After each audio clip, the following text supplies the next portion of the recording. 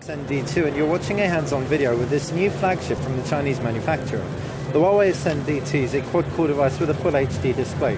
Surely that's enough to make it stand out from the crowd. However, at CES 2013, a lot of these devices have been released, well, two others. So what's so special about the Huawei Ascend D2? Well, to kick things off, its design is quite different to the others. It's not the thinnest out there, and it isn't quite as classical as the Sony Xperia Z, for example. It looks markedly iPhone-esque, but it's got a 5-inch display, as we've mentioned, and therefore that makes it extremely large by comparison. It does, however, have a very curved ergonomic backing and fits comfortably in the hand.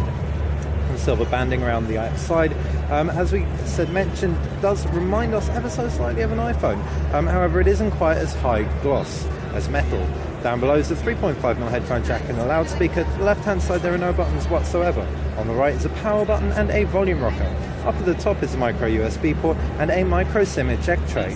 The screen itself is pretty fantastic. It's a super IPS panel. If we zoom in a little bit, apologies for the jerky camera, you might be able to gauge just how beautifully crisp it is. It isn't the smoothest out there, we have to admit, in terms of frame rate, refresh rate. However, that might come down to it being an early version. The Huawei Ascend D2 packs Android 4.1 with Huawei's UI thrown on top of it. Now, this is the most drastic overlay we've seen over Android. There isn't even an apps drawer. Instead, we've got just all our applications on home screens, and we can add folders and add applications to folders. So if we press the plus, this is the only way we get to see all our applications, which is quite a huge leap for Huawei to take. It also has this disappearing bar at the bottom to make full use of your screen. If you want the bar to come back, just swipe up. Many might find this irksome as it adds another process to interacting with your phone.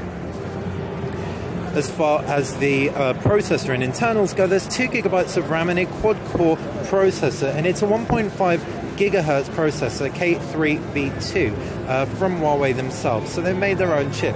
On the reverse is a 13-megapixel camera, which is Sony's sensor, and all in all, we'd say we're quite impressed. The things that really stand out about the phone are the weatherproofing, so it's water and dust resistant, as is the Sony Xperia Z, for example, but this also has 32 GB of onboard memory, as well as a giant 3000 mAh battery.